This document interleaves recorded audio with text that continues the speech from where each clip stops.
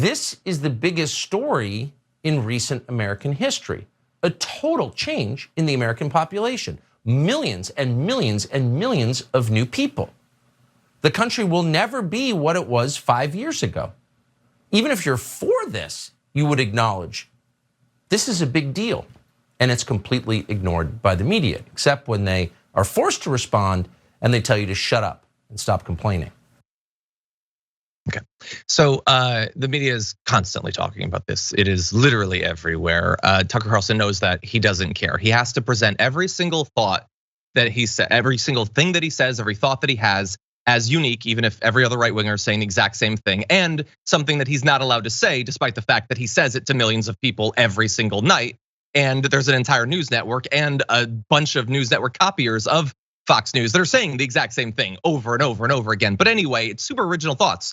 So America will never be what it was 5 years ago. And again, the longing for some sort of like mythologized version of what America is a constant in conservative thought. But to be clear, America is different every 5 years. We've been through a pandemic. We've been through the Trump years. It's been a complex time. There's no going back from that. And when it comes to immigration, not only do we have the issue with Tucker Carlson there, where every single story about immigration has to not just reference the Great Replacement theory, it is the entire foundation for everything that Tucker Carlson says.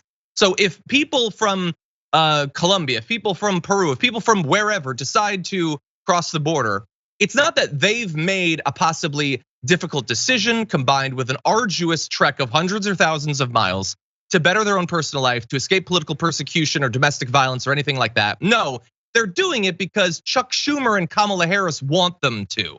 I guess they got a letter in the mail, come on over.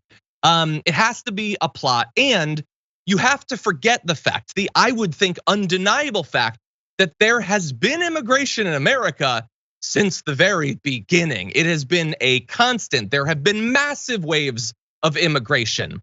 I'm here now. You'll notice I'm not picking olives on some hillside in Italy.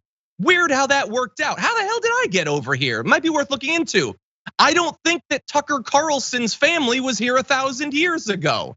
But you'll notice that he doesn't have an issue with those sorts of immigration, although many Americans did, by the way. Italians were quite persecuted in their time. And so forget about the history.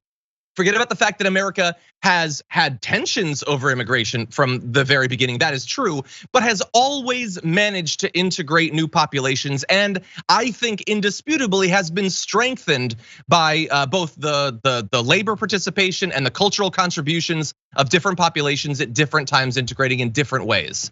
And so look, there's obviously a lot here, and we're gonna get to more of the video, but Rayyvana, what do you think about the way he's presenting this?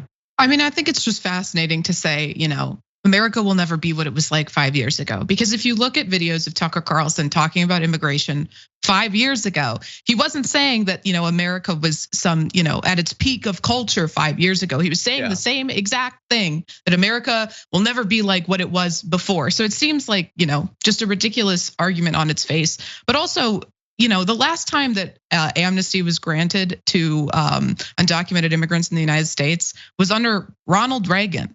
So now this huge shift, this huge culture war shift about immigration that's happened, and to see all these conservative pundits talk about how horrible America would be if we, granted amnesty to these undocumented immigrants, while simultaneously they're constantly praising Ronald Reagan and his policies as the peak of America.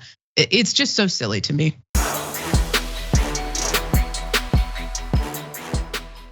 For more political news breakdowns, interviews, stories of activism, and me trying my hardest to care about the occasional big celebrity news story, subscribe to our YouTube channel at youtube.com/thedamagereport. And you can ring the bell wherever it is so you don't miss anything.